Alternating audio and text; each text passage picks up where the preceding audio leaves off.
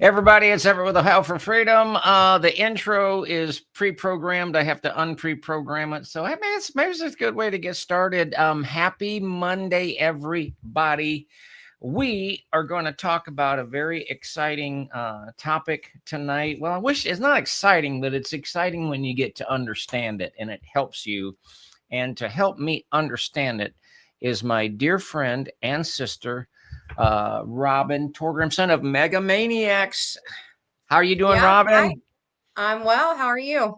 I'm good. I guess the thumbnail makes me look younger, according to one comment, so I must be And looking old to everybody else. makes me look weird. And so here we are. Here we are. Robin, I want to jump right in. This is going to be Okay. a very, very busy week. Everybody's still got shopping to do to prepare for their gatherings and all of that, I'm sure. I want to Yeah. bounce through a couple verses of scripture and feel free to comment at any time. But I want to get started because you did a program about that touched on this a couple of weeks ago, and this morning it just kind of came together. I felt like we should talk about it, so I know that we're in good shape. I want to read the scripture here, 2 Corinthians 11, verse 19. Paul's writing to the Corinthian church, obviously saying, "For you gladly put up with fools, since you're so wise. In fact, you even put up with anyone who enslaves you or exploits you or takes advantage of you or exalts himself or strikes you in the face." Rob, is it kind of weird that the Apostle Paul could even write a scripture like that? Yeah. Yeah. But I mean, I think that it proves that this stuff has been going on for far too long. I would agree with that. And so we will, as Pastor Ray has been known to say, keep it moving. This is Galatians 3, verse 10. Oh, foolish Galatians! Exclamation point. Oh, by the way, Robin. Yes. Do you ever have people leave comments on your Mega Maniacs channel that have like lots of exclamation points? Exclamation points. Does that ever happen? It does, but I'm a big exclamation pointer. I actually have to go back and remove some when I send messages because I like to use them a lot. But it's, I there's a lot of emotion in what I'm saying. It's not necessarily me yelling. Okay. But if every single sentence has an exclamation and some of Yeah, those yeah. have multiple anyway, I don't know if it Yes. makes it mean any more than it actually meant. But Paul, with one exclamation point, of course, this has been translated. Oh, foolish Galatians, who has bewitched you? Who has bewitched you? Before your eyes, Jesus Christ was very clearly portrayed as crucified. I'll go ahead and move to our next scripture. This is 1 Corinthians 5, verses 9 and 11. I wanted to fit it all on the same slide. And this will be, I think, very important a little bit down the road, Robin. I wrote to you in my letter not to associate with sexually immoral people. Now, verse 10 that we didn't have room for said, now, if he's talking about believers here, because we all have to live in the real world. We work with people that are not saved. We have to interact with all kind of different people. So I'll finish up with verse 11. But now I am writing you not to associate with anyone who claims to be a brother. By the way, Robin, what does the word anyone mean? Anyone. Okay. Absolutely anyone. Okay. So it doesn't exclude nobody. All right. Anyone who claims to be a brother but is sexually immoral, so that's a category, or greedy, that's kind of a category. An idolater, that would be a category, or a verbal abuser, a drunkard, that'd be a category, or a swindler. With such a man, do not even eat. So, Robin, if somebody is one of those things and claiming to be a brother, sexually immoral or greedy or idolater or verbal abuser, drunkard or swindler, they would get a pass, though, if they were a preacher, correct? No. No. In fact, I think that they're judged more harshly. Okay. Okay. Well, I'm glad we set that straight because I think a lot of people miss that. I Well, think they do. yeah, I think so too. Okay. All right. We are going to get started here.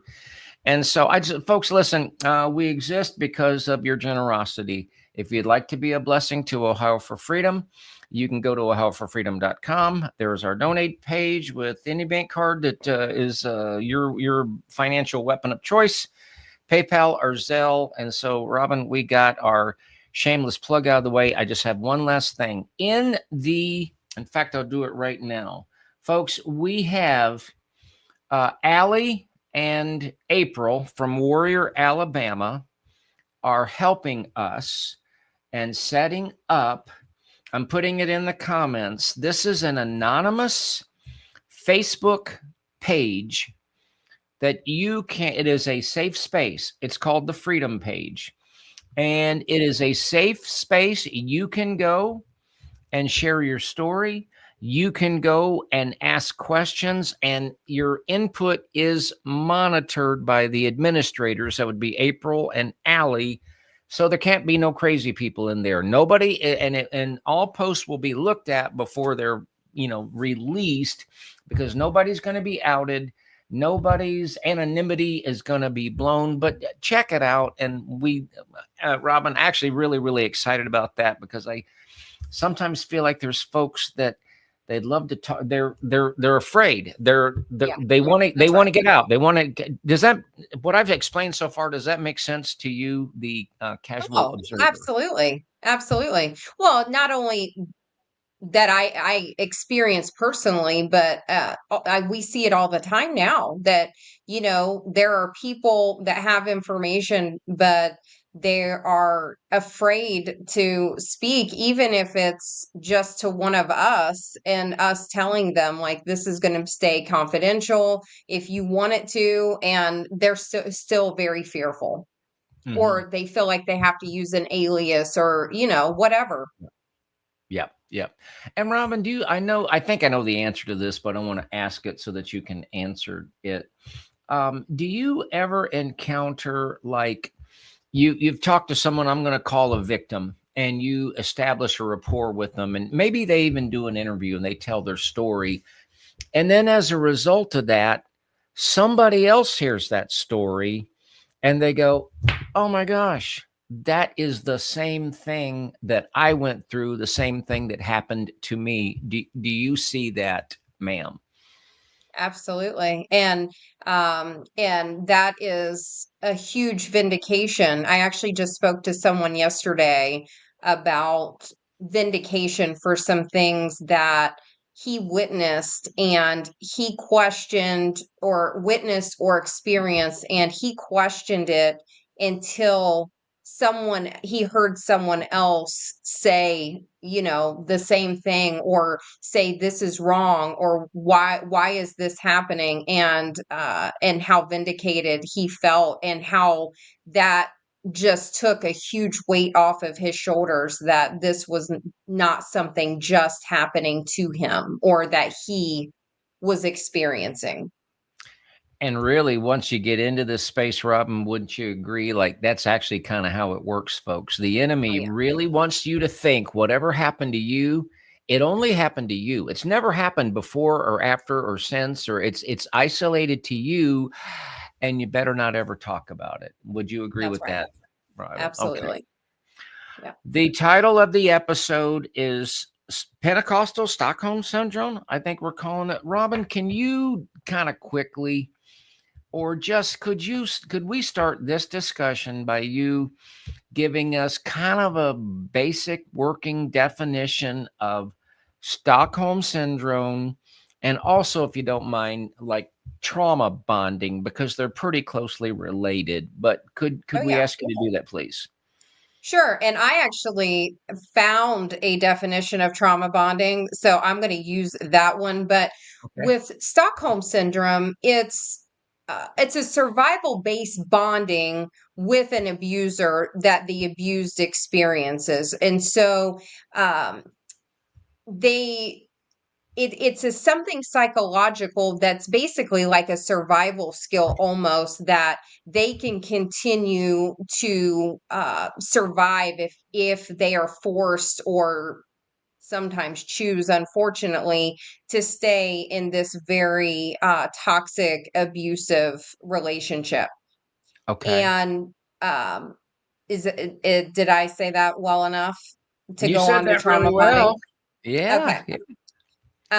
And there's a lot of guilt and fear around leaving with Stockholm syndrome. But this definition I found actually for trauma bonding, it was so good that I'm going to actually just read it verbatim. And it says, trauma bonding is a psychological and emotional attachment that forms between a victim and an abuser through cycles of abuse, manipulation, and intermittent reward.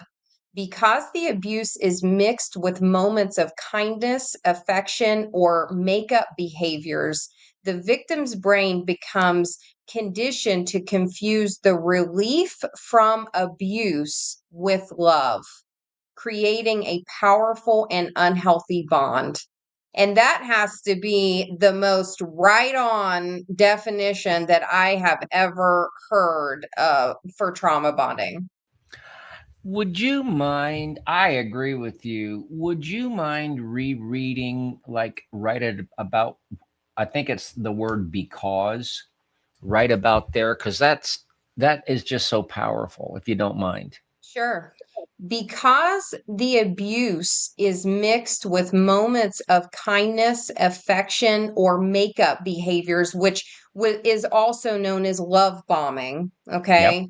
There's, you is where they're being very kind to you and they're buying you things and taking you out, or if it's a personal relationship, and if it's a relationship with like an abusive pastor or an abusive religious system, then you might receive some accolades or special call out of being special and anointed in this or that.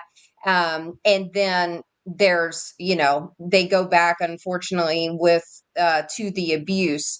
But so because the abuse is mixed with moments of kindness, affection, or make-up behaviors, the victim's brain becomes conditioned to confuse the relief from abuse with love, creating a powerful and unhealthy bond. Wow.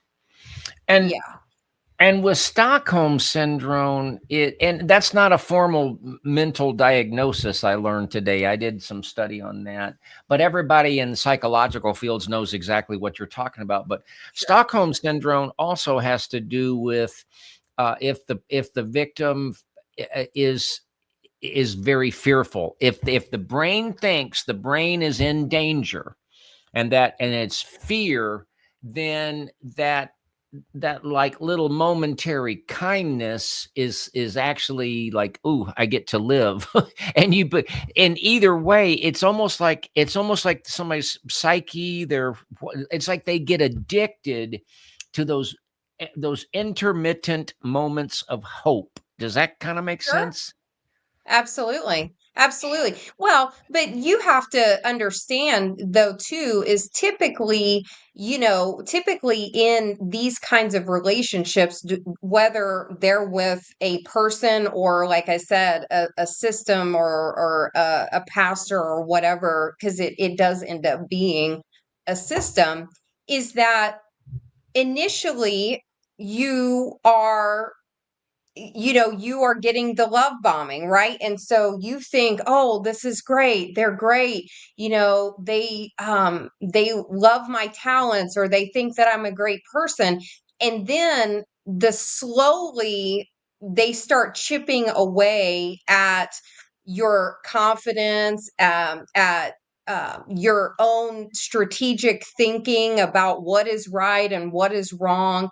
And but you see it happening around you also, and nobody is speaking up. Everybody just seems to accept that this is their plight, and so that ropes you in even further, because you think, well, am I wrong? Because I think that this shouldn't be happening and everybody else is okay with it. I mean, it messes with your brain and your psychological, like the psyche. It messes with you big time. Yeah, yeah. And so I want to introduce then, and those, thank you. You have introduced this, given us a working framework and a definition that we can apply. And what I'd like to do is kind of take a little bit of a turn and talk about that in a ministry, in a cult-like ministry setting. Okay, there's so often this element of secrecy involved, that part of what's going on is like bringing people into secrecy. And so I did a little research, and we got just a little uh I've got a 10 slides. We won't go through all of this, but what I would like to do is read the heading and then just Mhm. ask you to comment. But we're trying to look at, because then we're going to look at some real life examples, y'all, like some real life right now examples. But how about this one, Robin? Number one, secrecy creates the quote closed world needed for dependency. Could you react to that, please? Oh, absolutely. That's just what an abusive spouse would do. They isolate you from your family and your friends so that you don't necessarily have anybody to turn to if you ever think about trying to get out. And Gotcha. the voice that they hear is the voice that they want them to hear. Okay. And the key effects, members forget how people outside the group think. Their identity becomes tied to the secret community, and the abusive dynamics become normal. Does that seem to be hitting the mark so far? Absolutely. Yep. Yes. Y- Do you see that in, I know you are focused on World Harvest Church, but do you encounter these dynamics in the work that you do?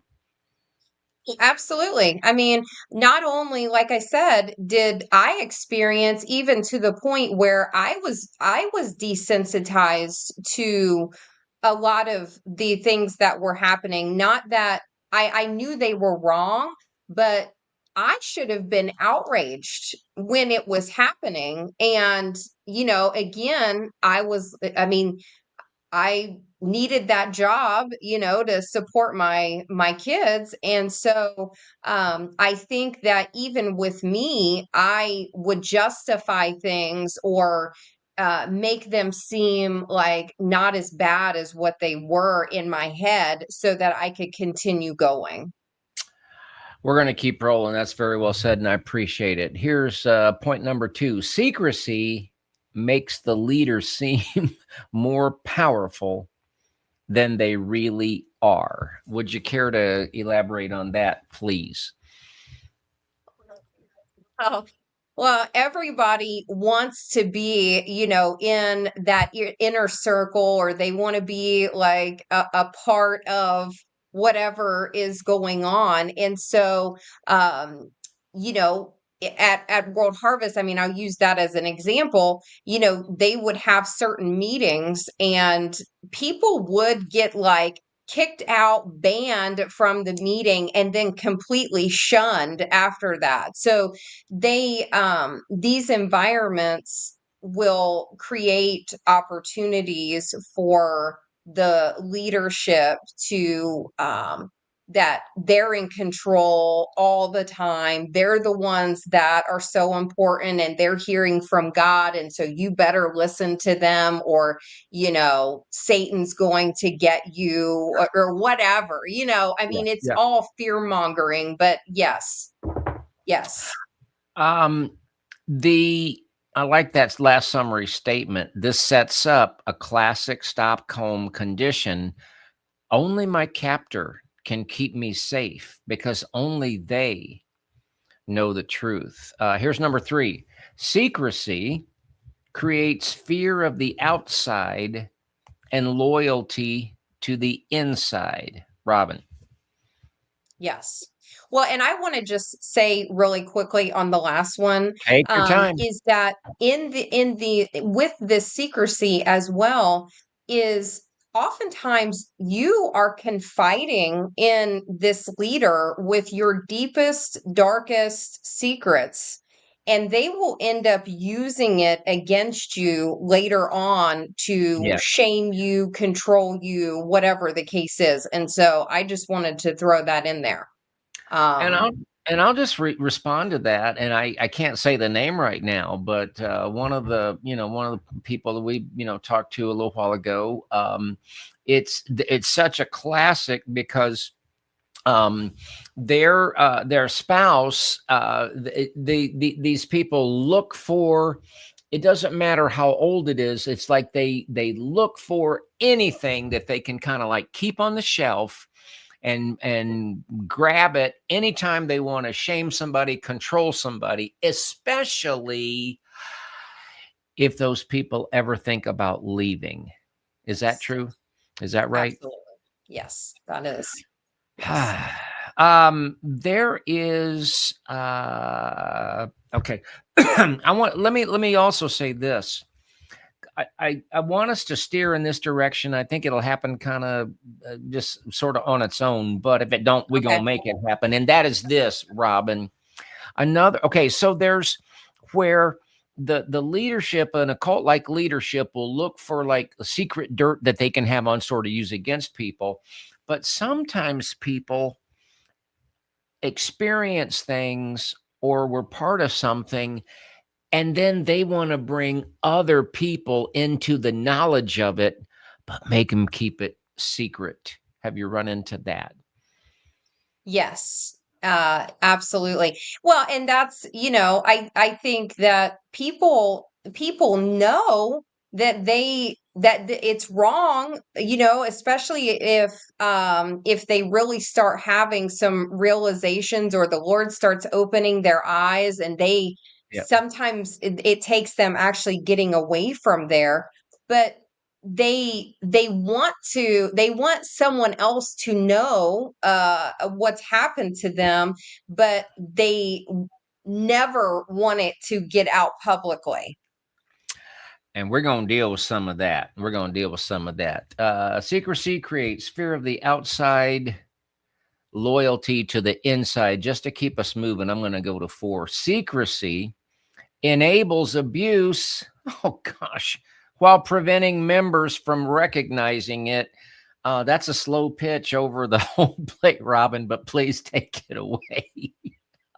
Well, when everyone thinks that things are perfect, okay, and the people on the inside know that they are not perfect, but when the congregation or the people that are outside of that inner circle are, everyone's happy and smiling, and they're showing up for everything, and they edify these leaders about how great they are, and how whatever the adjective that you want to use to kind of prop these people up.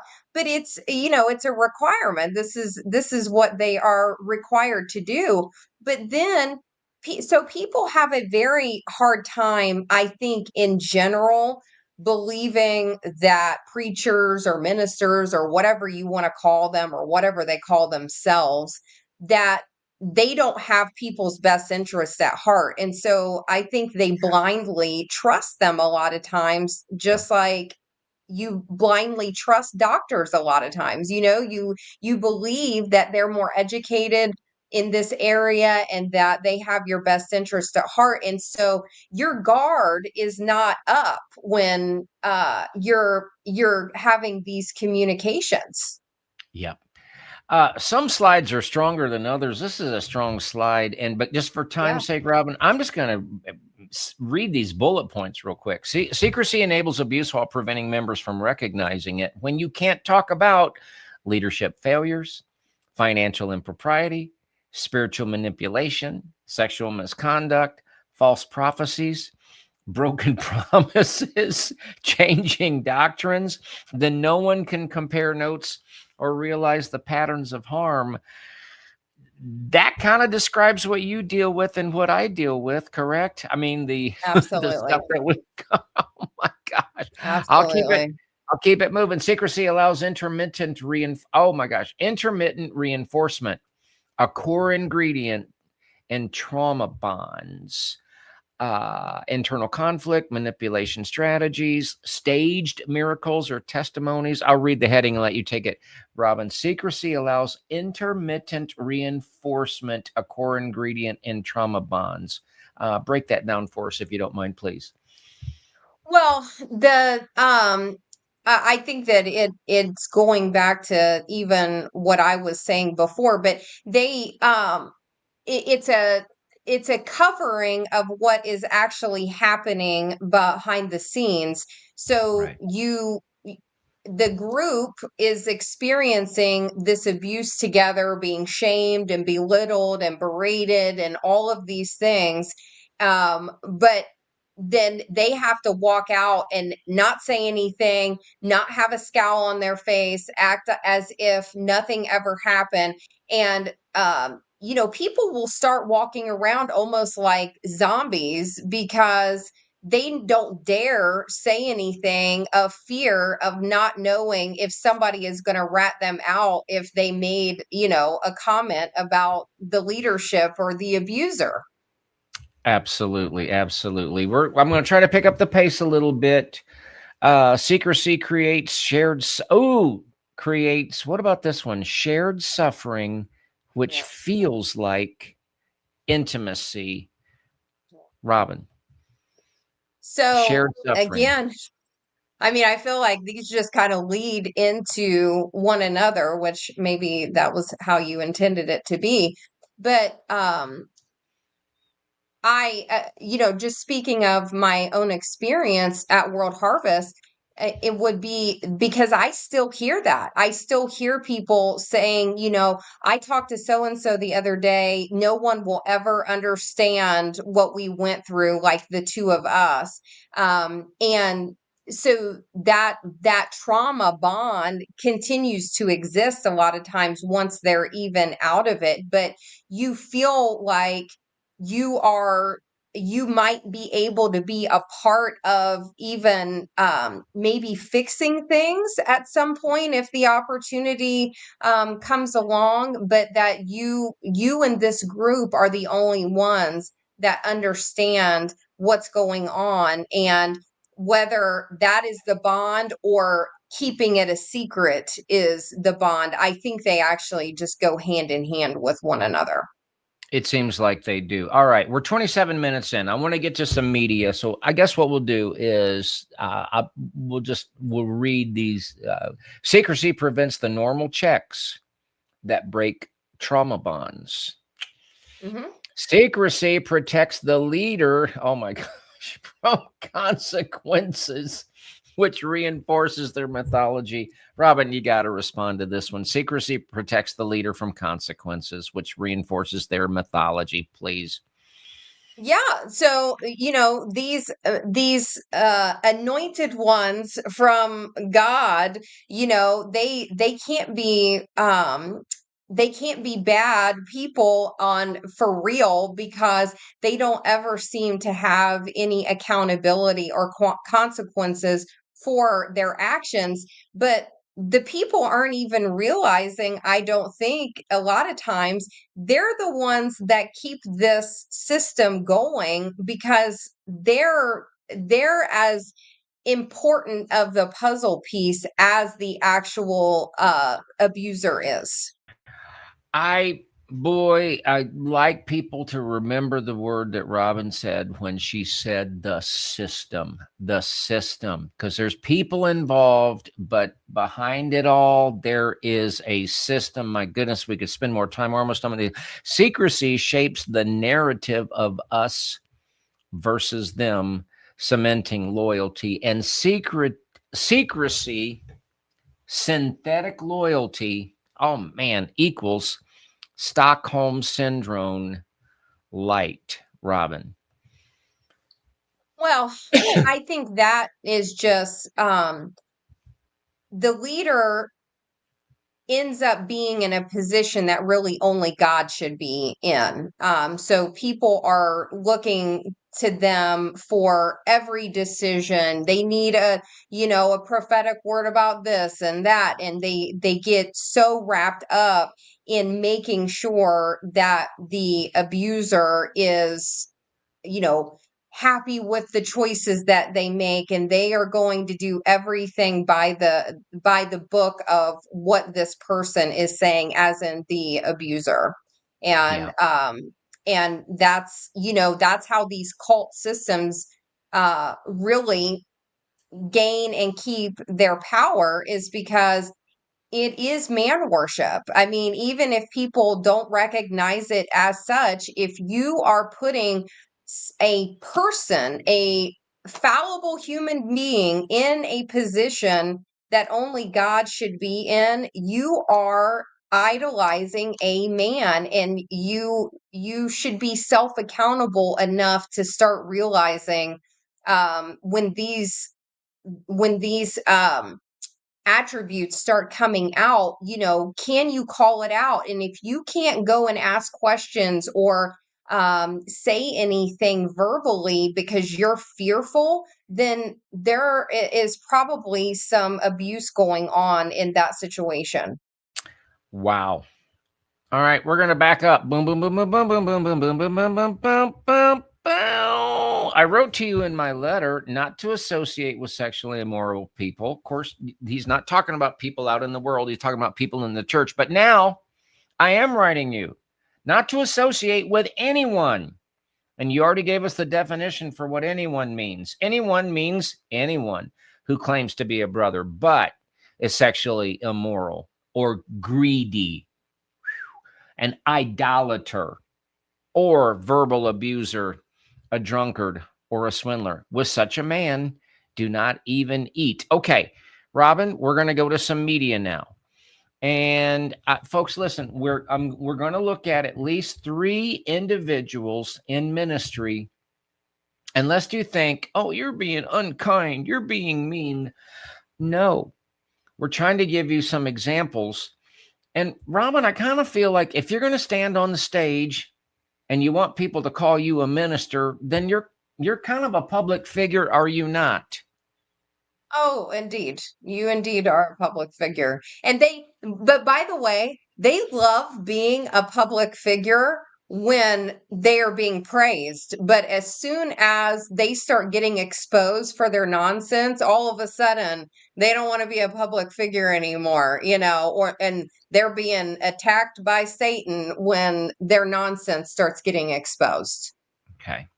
This first video clip, it's very sad. I'm going to let Robin explain it after I just go ahead and play it. You're going to see Rod Parsley in there, but that ain't even, you like my English there, Robin? That ain't even who we're actually talking about. But let me go ahead and run the clip. It's a minute 22, but I'm going to let it play. Ready? Here's what I heard. Double revelation knowledge, double gifts of the Holy Spirit, double anointing now. Now you're going the right direction. And just so the audience, Robin, I won't even comment on what's happened so far, except I'm going to say, please listen to the music, folks. Boom, chap, boom, chap, boom, chap, boom. It's foot on 1, 2, 3, 4. And the snare on the upbeat. Boom, boom, boom, boom, boom. And it's real fast. Here we go. Now you're going the right direction.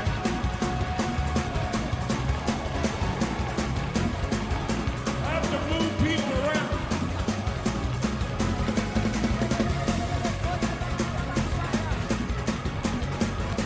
So it's fast. Blood pumping.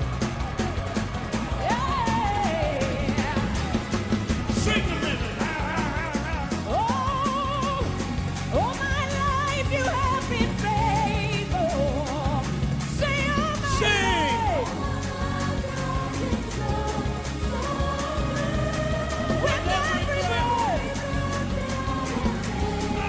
Let me stop right there, Robin, and please explain to us what is going on, because in my opinion, this unfortunately is Stockholm syndrome to the max. But I'd love to get your take on it, please.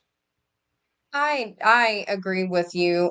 Or it's blackmail. It's one of the two. So, that the lady that's singing there, that's Lisa Brunson, and very talented singer. And her husband were at World Harvest Church for many, many, many years, and they were even before they got married, they were there. So. Um, in and I won't go into the full entirety of the story yet, but uh I don't know exactly how many years they were there, but let's call it at least 15, I believe. Okay, so Okay. it's 10 to 15 years at least. I think it was a little bit more than that.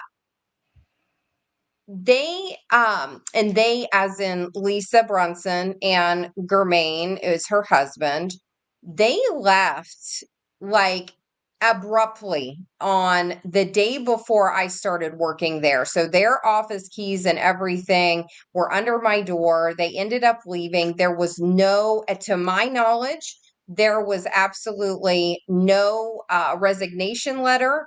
They unenrolled their kids from the school. And on my like third day of work, they were having me call the Brunsons and ask them to sign a non-disclosure agreement. And at this point, I had not heard, any stories or any of the experiences, but later on would find out how absolutely horribly they were treated, both of them, but especially Lisa, and how abusive Rod was to her, and how he spoke to her, how he treated her. And in fact, that my first episode of Megamaniacs, The Smoking Gun, she was supposed to be in that meeting where Rod Parsley shot the gun off, and she had called off sick that day, and one of the bullets landed in the chair that she would have been sitting in had she been there. And so, to try to make a long story short, Lisa and Germain left February 10th of 2019 because I started February 11th.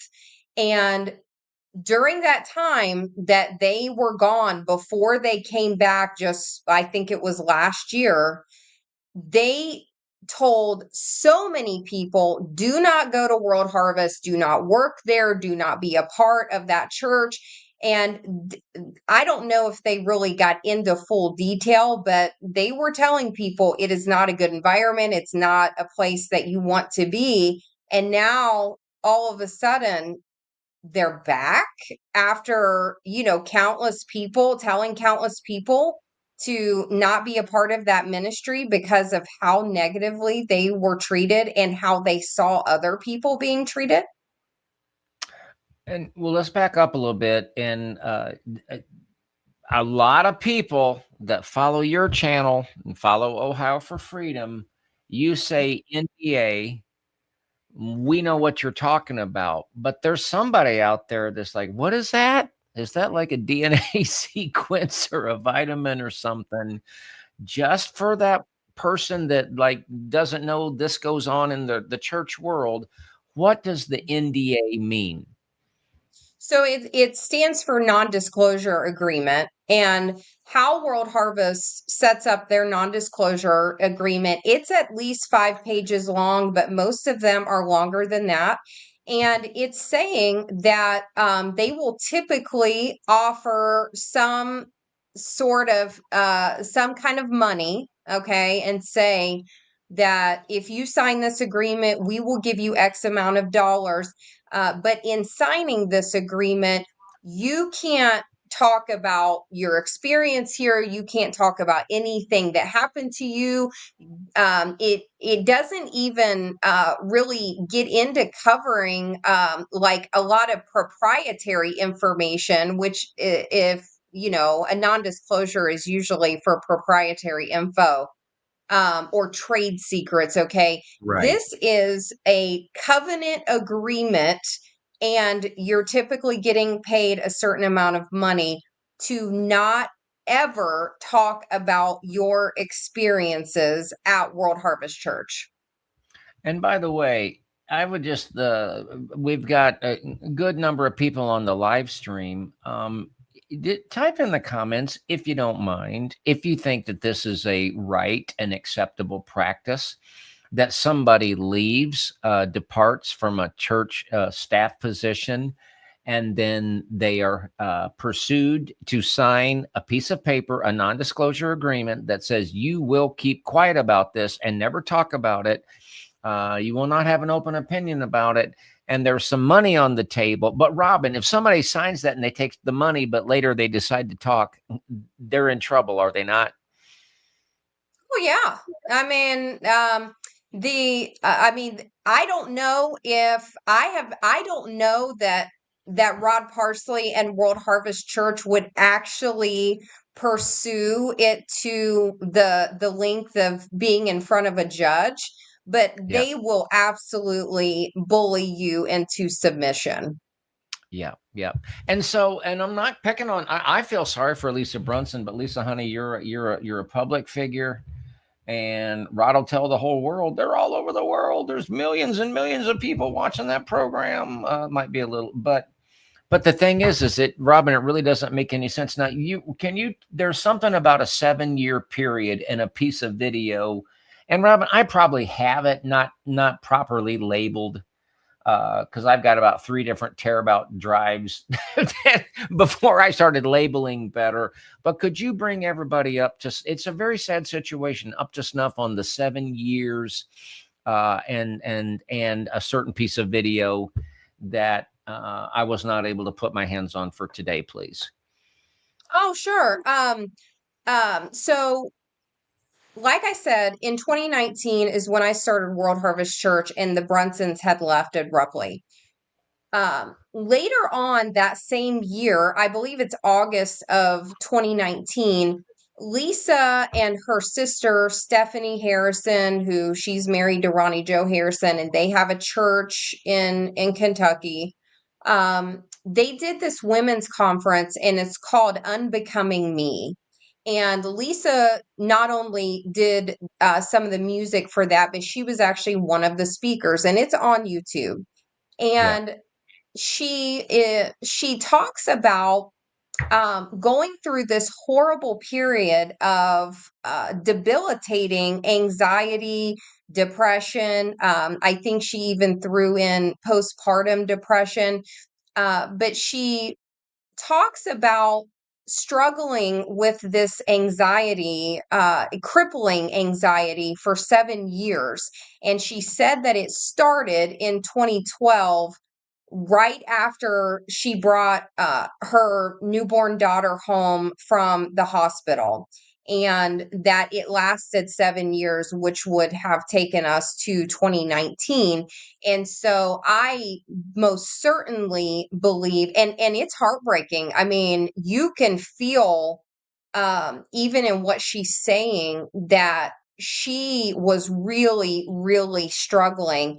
And she didn't get any pass at World Harvest. Nobody cared that she was suffering with this debilitating anxiety. They wanted her to be on when she needed to be on, because her worship was bringing and keeping a lot of people in that church, cult, whatever. And Yeah. I saw that video, Robin, and you are absolutely right. You felt the pain that she was describing, and then somehow she went back. And it's like, do you think, was this a pretty good I mean, there's no such thing as a Stockholm Yeah. Syndrome diagnosis, but Yeah. but people are aware. Is that what it sounds like to you, Robin? I mean, I've always said it's either that or it's blackmail. I mean, I do not believe that it's anything other than those two things. Okay. We're going to go to another example. And Robin, this one was so unfortunate. I did not want this to come out the way that it came out, because what the end of the storyline is, just there's just not a way to make it attractive. There's not a way to make it a happy ending. People just have to go on and do the best with what they can. But but people didn't want to solve. Oh, Robin, I do this sometimes. I wander, and I'm here several times. Am I obligated to keep everybody's secret that wants me to keep a secret and take it to the grave? Robin, your opinion, please. I mean, I don't, I mean, I guess, if you say that you would, I would expect that, that you would, but again, the problem with this, so it's hard. I would say no. Okay, no, because if someone told me about, hey, don't tell anybody this, but so and so is, abusing their kids or they are hurting people, I certainly would not be obligated, and I wouldn't feel any obligation to keep that, even if I had said I'm going, I would keep this confidential. So, but when you talk about these sorts of situations specifically, it's a very slippery slope, because some people are not healed enough and they're in a terrible situation that if this were to get out, that they're so fearful of what would happen to them. But on the other side of that is, if people are still being harmed and something that you could say or information that you have could prevent the abuse to continue happening, then I think you got to tell. Yep. Yep. That was very, very well said. And what we're going to look at, I've never given assurance, or I'm not sworn to secrecy or anything. I would just rather have avoided it, because there's some things that you don't want to have to talk about.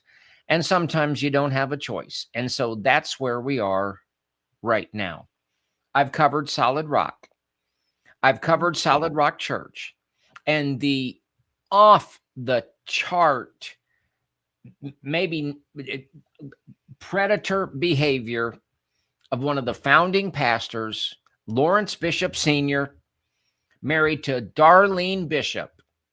And it's out there, it's out there, it's out there. And Darlene Bishop's silence and her enabling over her husband's behavior has resulted, and I'm just going to go there, and I don't want to, Robin, but Darlene Bishop has a son that she's excommunicated from the church, made him sign a non-disclosure agreement in exchange for money, and he happens to be married to a victim of his father who is deceased, and a victim who is also a victim of Darlene Bishop's ex-husband that she never put a stop to. But rather, and everybody knew it. When I started looking at this story, everybody knows it. Everybody knew it. But you're supposed to act like somehow you don't know it, like somehow that's being kind. And that's being kind to all the other victims out there. And I could tell more of the story, but I was really insulted when eventually I was called, and her name is Selena Bishop, and called and asked if I would somehow get involved with referring victims of Lawrence Sr. to some counseling place in Blue Ash, Ohio, and her and her husband would pay for it. And I'm sorry for doing all this talking. We're going to analyze these clips, Robin. I'm trying to set it up, and I'm not setting it up quick. And guess what? when she called me, her husband didn't know she was calling me. Don't play me. So anyway, I'm going to play a piece of video and we're going to comment on it. But this is sad. It's really, really sad, but it's also Stockholm Syndrome, where you're defending the very thing that has harmed you. Here we go. I don't want to weaponize what I've been through, but I will, set my heart on building something that's different. And, and I'm sure there's a lot of naysayers and people there's always going to be skeptics, and it might not be for everybody, but that's. Okay, Robin, what's the main thing to comment on is coming up, but I want to ask you on the fly, and you haven't heard this before. She's saying, I don't want to weaponize what I've been through. Now, just listen to those words. If somebody is saying, I don't want to weaponize what I've been through, does that mean they've been through something? Yeah. Yeah. Yes. And when she's saying, I don't want to weaponize what I've been through, she's actually saying, I don't want to harm the people that put me through what I've been through. Yep. Robin, does that make any sense at all? No, but again, in these systems, there is so much fear of losing your community, losing your finances, the exposure, the retaliation. It's all based on fear. And that sounds like something that somebody beat into her head rather than something that she just came up with, my opinion. But that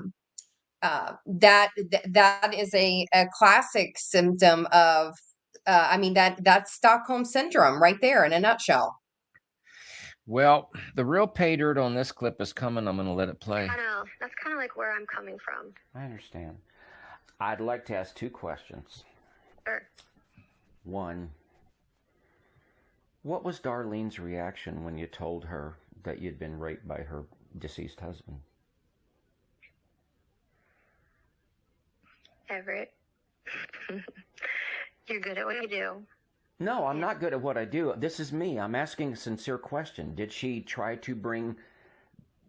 How did she handle that? Oh.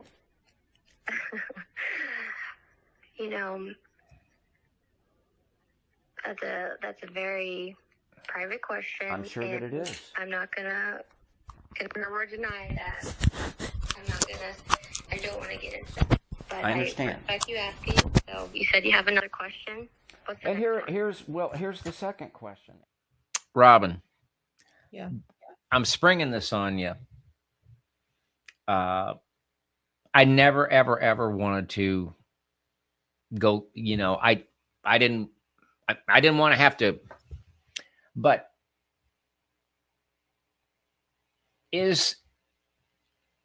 I'm right. I wrote down the word private question, but when somebody is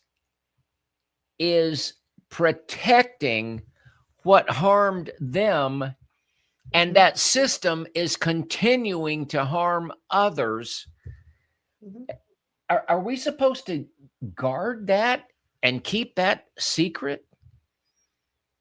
No, absolutely not. And that's even what happens in families when there is incest and child molesting a lot of times.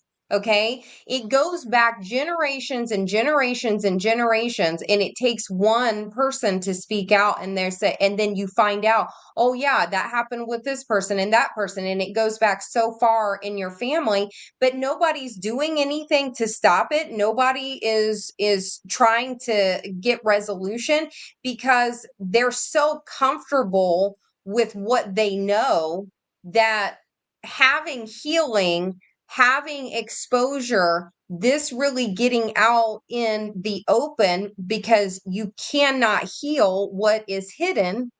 Right. They are so fearful of not only that, but what's her husband going to think of her? What's Darlene going to say to her? Because they're going to see this. They're going to hear this.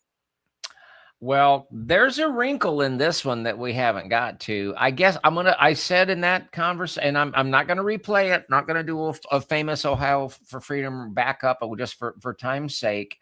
I'll just play this clip. This is my second question. She has projected an image that is false to all the people that have supported, all the people, and so she's part of something that is fault. And see, it's not just the essay victims that are victims.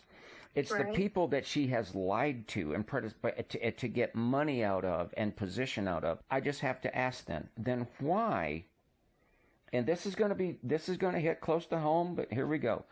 Why would Lawrence Jr. relay your story to other people in order to influence them to come to meetings where he is preaching and ostensibly support with offerings and their attendance? If we're not going to deal with that, why are you using that story to influence people to support you? Well, I will say that, how do I want to answer this? So you think he was sharing the story in an effort to garner support for himself? I don't think, I know, because I have the audio.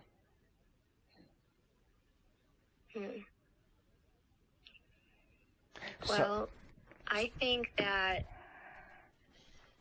here's where we're a little bit different. Yeah. I think like sometimes there are facts, and then facts with different contexts are different, you know. And I'm not justifying it, but Robin, are facts with different contexts, different facts, or just your reaction to that? Well, I mean, I think there can certainly be different perspectives on things depending on what your personal experience is. But when you know that what is being said is true and you're still trying to cover it up, then you not only become somewhat culpable, but there is definitely something else going on with her specifically as a victim. Yeah. And Robin, I'm plowing through this because I will say this. I would never have brought this up in this way, except I was played.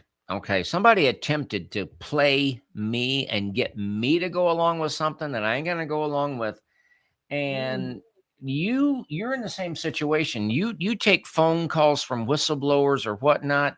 But in a situation like this, I don't need no supposed pastor's wife calling me on the phone, and their husband doesn't even know they're calling. Now, don't be doing that. Do not be doing that. But this would have never come up except this piece of audio had already found its way into the coffers, and I'm going to play that. And I know that the trash, if it comes to solid rock anymore, just throw it in the trash. You need to put up a mailbox. I used to get my mail at the church because they couldn't. My address was left. And Robin, I'm hitting you with this blind here, but this is Lawrence Bishop. He's going to be preaching in a couple of days at somebody else's church, and he's talking to a former member of Solid Rock Church, wanting them to drive an hour and a half to go see him preach. And of course, if you go to a church service, you got to leave an offering. But that's what's going on. It's a phone call for that purpose. And they couldn't find. They would take my mail to Lebanon down like by the Golden Lamb. That they, for some reason, my address don't show up right here on GPS, or it didn't for years. So I just picked up my mail at the church. It made it easier. So they cut off my mail. They cut off my phone. And I was in Oklahoma. I didn't have a phone for 4 days. They couldn't get my phone. And I've just been harassed nonstop. My sister sent me 3 certified letters threatening to sue me for cutting down 2 trees on her property and I have never cut down a tree in my life. Had no idea what she's even talking about. It's just on and on and on and on. Just they threw stuff in my driveway, threw no signs, trash in my driveway, been harassed, but I know that God's my he's my source and he's my defense. And like I said, men of integrity, time to tell the truth. And people are going to know the truth. When someone has taken something from your wife like that when she was 19 years old, and then when she finally, because the Christian counselor told her she didn't tell somebody that it was going to destroy her. I didn't know why she was going to 2 counselors for 2 years. I thought, what in the world are you doing all this counseling for? Well, then when she finally, someone spoke out before she did and wrote all those letters to the church. We still don't know who done that. We had nothing to do with that. So my whole family blames Selena. They blame the victim for all the downfall of Solid Rock. They're like, oh, this is all Selena's fault. Oh, okay. She gets raped by a maniac that says he's a man of God that was her pastor since she was 13 years old. I'll jump in right there, Robin. I just had to play it. Go ahead. I'm shocked that he actually used those words, that he used the word rape. He did.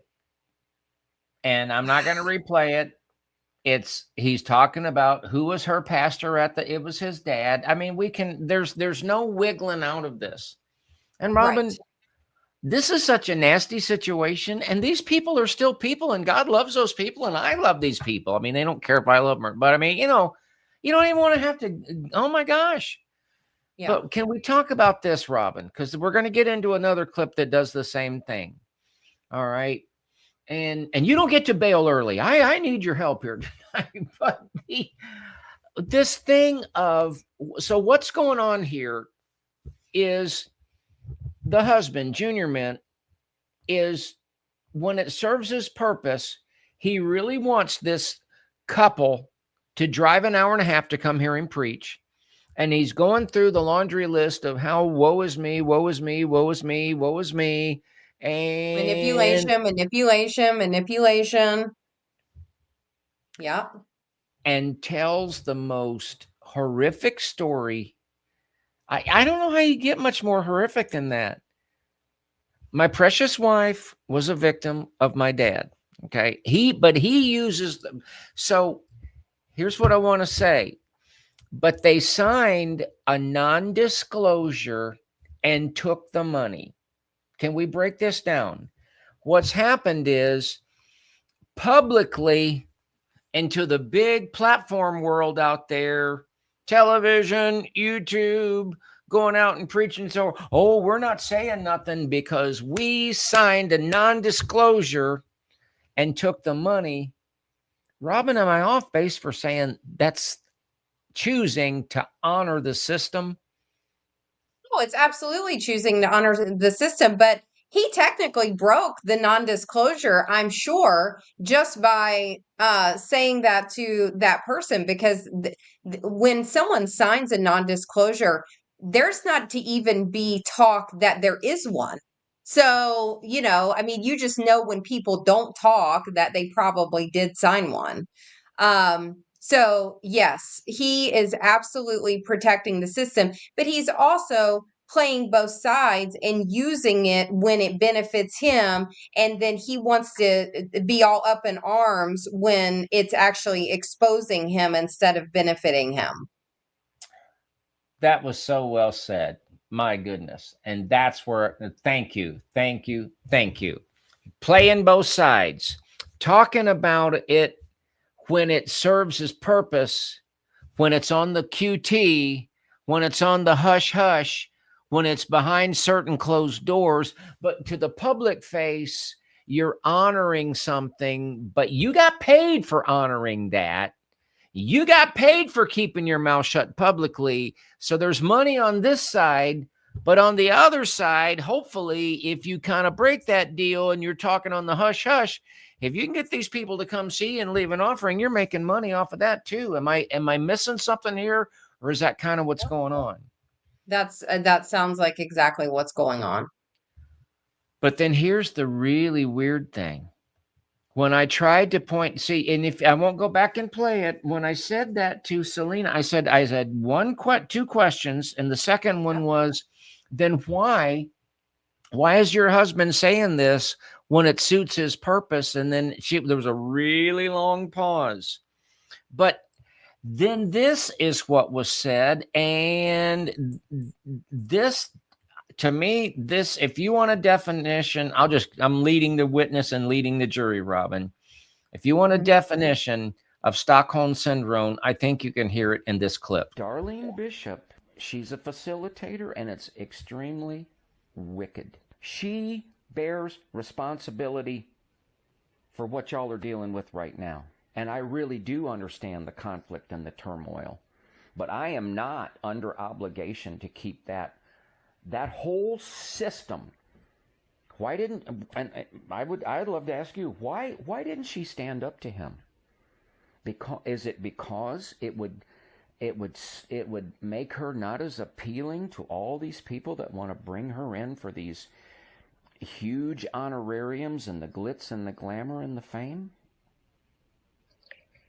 I think it's just a complex situation. I think off the record, I would just say perhaps some of what you're saying could be part of the reasons. Money could be part of the reasons. And also, I think her own upbringing of seeing, which she's publicly said, her father having affairs on her mother, and her mother staying for the children and telling her over and over, I stayed for the children. I think when you've got that kind of programming, and then you probably find yourself in a similar situation, and then there's money involved and all the things, and then, I agree. You're responsible for doing the right thing. Although I do understand why it's difficult to sometimes do the right thing. Robin, is it just me, or is she defending Darlene? Well, she's absolutely defending Darlene, but she has to defend Darlene, or she would not. Then she wouldn't be defending her husband as well, because they're all protecting the system. It's complicated. Yeah. I'm not going to describe their situation again. Okay. That is a weird situation. Sorry that I'm the one that's out there saying publicly what everybody else was already saying anyway.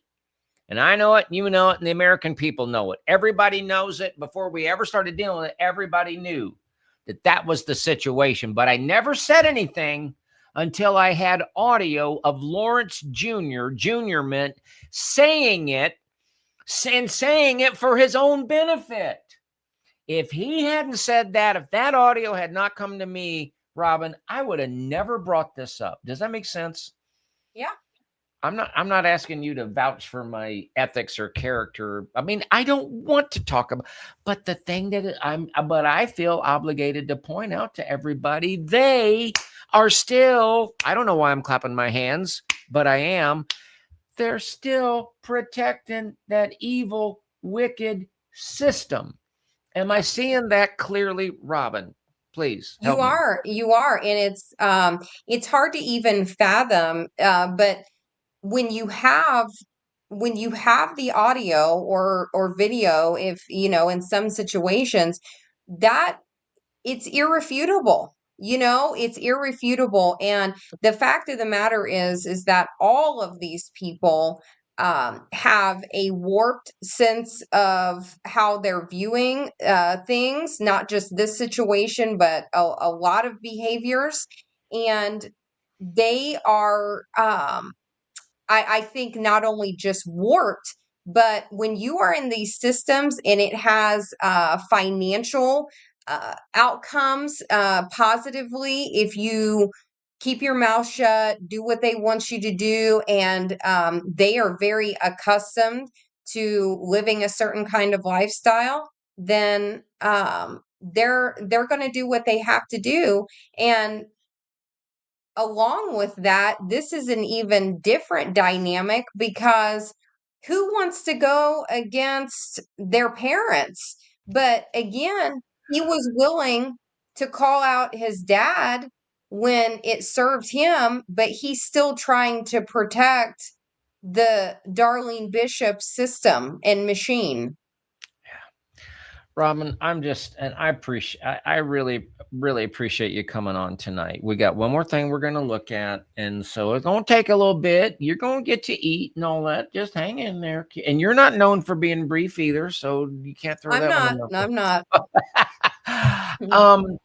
But I just want to say this, and you can consider this an Everett, Ohio for Freedom rant. I am not obligated to protect the evil beast system. I'm not here for that. I'm not here to protect a false image and abusive. Robin, we got to do this. We got to do this real quick. Okay. Because somebody wrote to me, his name was the Apostle Paul. And he said, I'm writing you not to associate with anyone who claims to be a brother, but is sexually immoral or greedy, an idolater or verbal abuser, a drunkard or a swindler. Will such a man do not even eat? So I am not going to protect that. I'm not going to protect that system. Okay, we could spend more time, and I'm going to bring up a clip that just bring it home. And we don't even have time to play it. I'm going to play 5 seconds, and that's all I'm going to do. But he said, do unto his name. It's due. Oh gosh. So what are we going to do with what's due? This is from last night. He said, Robin. bring an offering and come into his courts. She's still when in business. I read that today, listen to this. The Lord spoke to me and he said, have everyone there bring an offering as they come into my courts. So I got out a check and started writing. Okay, Robin, for time's sake. See, they protected her. They're still protecting her. And I just had to play that. Wow. She's still beating people up. I need everybody to come. Still begging for money. I mean, that's always the ultimate goal, is the begging for money. And yes, I saw some Chris said swindle, and I'm like, yeah, they're swindlers. They seem to they can make anything about you giving them money. And I got to just point this out. I'm not going to play the whole clip, and I'm not going to replay it. Robin, she's telling everybody they got to bring an offering, because when she read that scripture, the Lord told her, tell everybody to bring an offering, and she got out her checkbook. Robin, I am not impressed by Darlene Bishop writing a check to herself. Are you? That's what I was gonna say. I'm not impressed by that either. You know, we exist on the goodwill and the generosity of people out in the audience. We really do. And guess what? Oh, folks, I am more than a tither. I'm not bragging or complaining. I'm just telling you. But the giving and the offerings and the tithing that we do, it goes a lot of different places, believe it or not. But Robin, I'm not going to turn around and receive a donation and then from that donation write a check to me. I mean, right. That's right. And this month, I'm so proud of you. You're like donate. You're in. Maybe we can talk about the end, but you're helping people in need, like till the end of the year, I believe. But are you right? Are you taking you're these big bucks that are coming your way, Robin? And then are you turning around and writing a tithe check to make a maniac? No. How no, stupid. it's just going to the people who need it. And that's all. Okay. I want to look at one more piece of video, and I don't think we have to play the whole thing to get the idea across. But what we're trying to say is Stockholm Syndrome, where out of trauma, you will literally defend and protect that which traumatized you. We're talking about that. And we're also talking about how within cult-like charismatic Pentecostal churches, not all Pentecostal charismatic churches, we're not saying that, but cult-like, there's so often people want to bring others into this like secret, this relationship of secrecy. And this is a doozy, Robin. And I'm gonna play part of it. You tell me to stop it whenever, but here we go. It's only been when he's been mad at me that he will say he and I are doing great. Would you take a minute and just set this up and tell the audience what we're actually listening to, please? Yeah, so that's Ashton Parsley, and her friends Carol and Amaris went to have a sit down because they were all best friends at one point in time. They went to have a sit down, and Germaine Brunson was the one.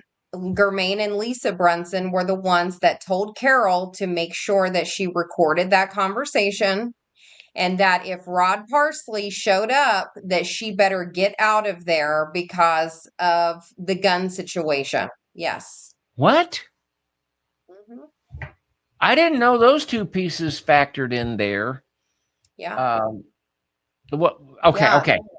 All right. Okay. I think I get it. Remember the red flag? Remember the red flag? That, you know, if Rod showed up, get out of there. That was because Germaine and Lisa told Carol to record this conversation, and if Rod Parsley showed up, that they were to get out of there right away. And I just got to okay. I probably heard this and it escaped me because it completely escaped me. And this is the same Lisa Brunson that went back. Yeah, that's right. Wrap your head around that one. And it's not just about, oh my gosh, why? Okay, I just want to let anybody know. Information comes my way. Okay, I will not. If I tell you, I hold a lot of stuff in anonymity, and I got a lot of stuff I can say that I don't say, Robin. But I tell you what, fundamentally and foundationally, I am not protecting the evil, wicked beast system. No way, no how. We are exposing the evil, wicked beast system and believing the Lord every day that evil, wicked beast system is coming down. I'll play this. Calm down, Everett. Be calm. Otherwise, it's she's cheating, he's cheating, they're not speaking, they're not in the same bed, he's about to move out, she's about to leave, this, that, or the other. Yeah. And I'm like, this is a pattern with you. This is what you do to get attention and sympathy. Like, you're sick, fuck you, I don't want anything to do with you. I should have given a child a warning alert, but it's 9:08. Oh, what did we just hear, Robin? So Ashton at the time was having an affair with her best friend's husband. They were best friend's husband? Yeah, they all went to the church. Yeah. Okay. And she's talking about it.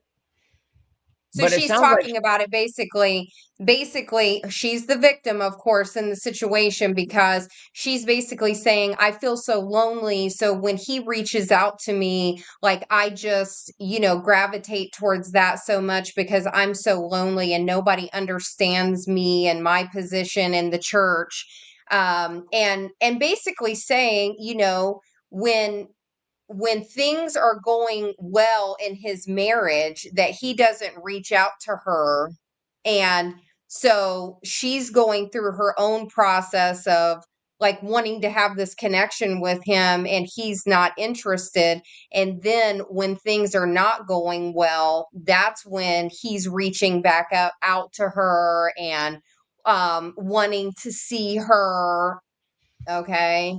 And she basically goes on to say, like, I don't want to marry the guy. I don't think we're gonna, they're gonna get divorced and I'm gonna marry him and live in fairy tale land. I just want to be able to see him sexually when I feel like it. I mean, that's essentially what she is saying. Right. So she's saying, I want to be able to use him for sex and he wants to use me for sex. And that's what Yeah. we're talking about this on. This is just okay. I'll play as much or little as I don't know how much. I bought it.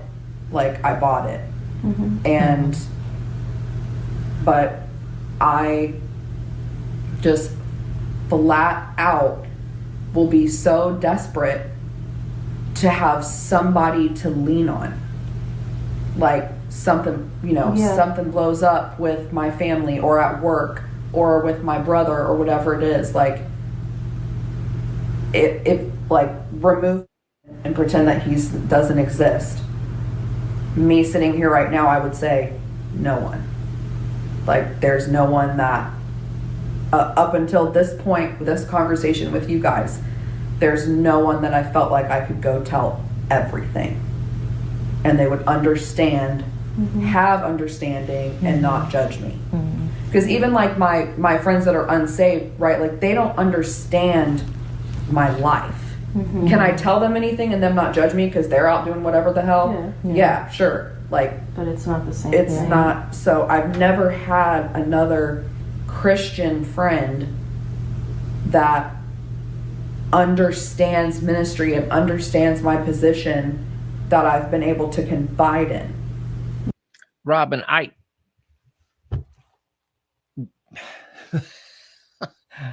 I've heard this before, but I'm literally like just overwhelmed. Explain to people what we just heard, or I'll get on a roll and I won't stop. Well, I mean, she's again, woe is me. No one understands me. I'm a part of this system that I got to protect. And there's been no one around that I can tell everything to and that they'll be able to understand. And because they live these double lives, they are one person when they are in that church and the cameras are on them and all of that. But when all of that gets turned off, their true selves come out. And it might not be common knowledge with everyone, but I would say mostly everyone at World Harvest when I worked there knew Ashton Parsley's character. And it was this.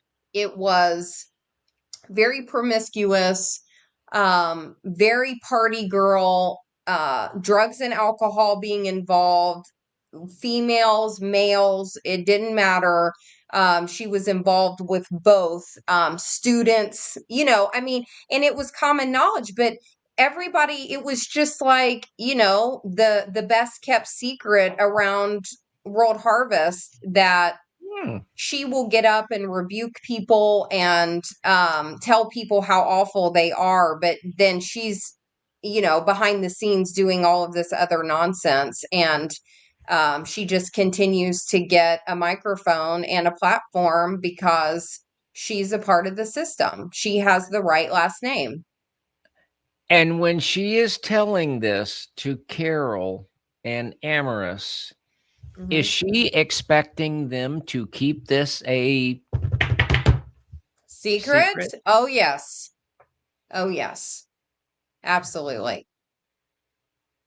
I think that kid was ruined by the way that she was brought up. I think she had a spell put on her by Juanita Bynum, among other things. So in some ways, she's a victim, but she's a full-blown adult in this audio. And then she's turning around and expecting Carol and Amaris to keep her dirty, filthy, nasty secret, right? Mm-hmm. Absolutely. And I'm going to just read this scripture again. I'm writing you not to associate with anyone. Would that include Ashton Parsley, Robin? Indeed. Indeed, it would. that claims to be a brother. Okay, well, sexually immoral, greedy, idolater. See, the how unbelievably wrong, immoral, and unfair is that? Be- Carol, too. I can understand why Carol didn't say, "Hey, don't ever talk to me again. I'm not going to eat with you. I ain't going to be in the same room with you because you are claiming to be a sister of the Lord and you are filthy nasty." But she's she's been part of the ministry family that these girls grew up with since they were little, correct? Correct. Yes. Have we made our point, Robin? Did this topic make any sense tonight? And that's I think, been the whole yeah. thing. Is just Oh, Go ahead. I'm I listening. think that, yeah, I think that it makes perfect sense. And not only with what we discuss, but even the audio and the visual to see it. And I think it's something that needs to be discussed. I think people need to hear about this because no one, when you are so caught up in these things, sometimes it's hard to see the forest for the trees, right? Like you're so ingrained, or it's such a part of you that you can't recognize it. And it takes hearing things, seeing things, being away from the system that abused you, for these things to start, your mind's, for your mind to start realizing what happened, and for your eyes to be open and your ears to be open, and for there to be a full realization of everything that you experience and how it's shaped you, how you are viewing others, your own life, and how do you break that cycle of getting out of that mentality and mindset? Yep. Robin, I want to bring this to a conclusion, and I want to thank you for your time. And I've got your link to Mega Maniacs in the description of this video on YouTube. And everybody go to Robin's program, which is almost every single Tuesday at 7. It's a holiday week. Robin, should we be expecting an episode tomorrow? Well, I'm still on the fence. I didn't think I was going to, but now I feel like I have to. So we'll see. Yeah. Okay. Very good. Well, which means yes, folks. Could we end on this note? Or I'm trying to find a note to end on. Robin, when I think about it, I don't want to be the one that talks about Lawrence Bishop Jr.'s situation and Selena's situation. I don't, but that was forced upon me. The Lisa Brunson situation, you brought even more things out. And then this thing with Ashton and Carol. I am so proud of Carol that she brought this information forth. I think I'm coming to this conclusion, but I'd like you to tell me if you think I'm on solid ground.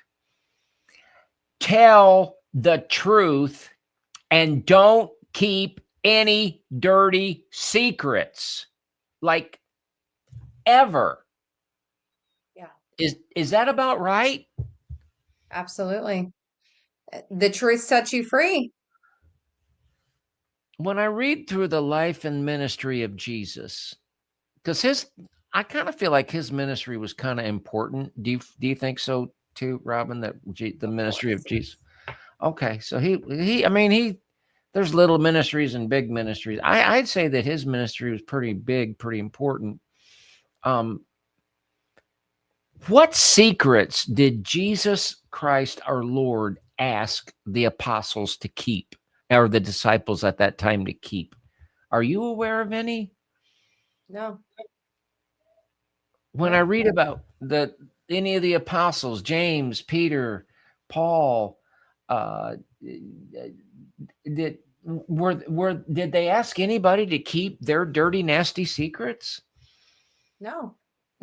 In fact, I mean, many of them were changed from their behavior, that, and they were able to, have different connections with people and different understandings. And I think people had those connections with them because they were honest. They talked about their struggles that they've had.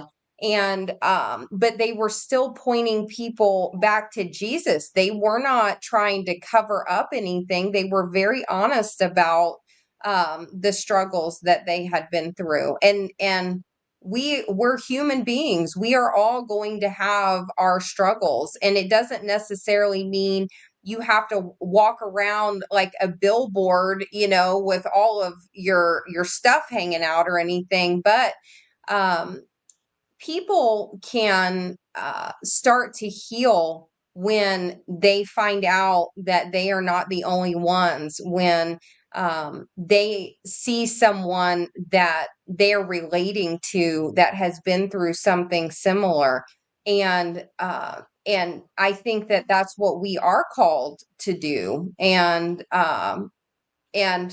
that is a very much a part of that healing process, to move forward and not keep these dirty, nasty secrets hidden, because that's what keeps us bound to them. And not only do these master manipulator abusers know that, but the enemy knows that too. And that's why they want it to be secret. They want it to be hidden, because when it's out in the open, you don't have a lot of choice but to face the music. That was very well said, young lady. Robin, I'm going to say thank you for being here. I'm going to let you off the hook. I'm going to let you go get something to eat and say hi to your lovely family. And I just want you to know we really, really appreciate you. Robin, any last words before I say? Appreciate y'all too. No, right. I think that's it. All right. Thank you so much, Robin. Thank you. Thank you. Ladies and gentlemen, that is a very, very good friend of mine, and I'm so proud of the work that she does, and it's just incredible. And I called her this morning. I said, "Hey, could really help me?" And boy, she knocked it out of the park. Folks, if you would like to support the program, you can go to our website, ohioforfreedom.com. A beautiful, beautiful, beautiful donate page, and we certainly appreciate your help and your generosity. And folks, I'm gonna make an announcement that I could have made earlier, but be on the lookout, because we have actually a couple of bombshells coming your way in the next couple of days. Until next time, God bless you, God bless your family, God bless the state of Ohio, the United States of America, and a good night to all our friends around the world. Good night, everybody.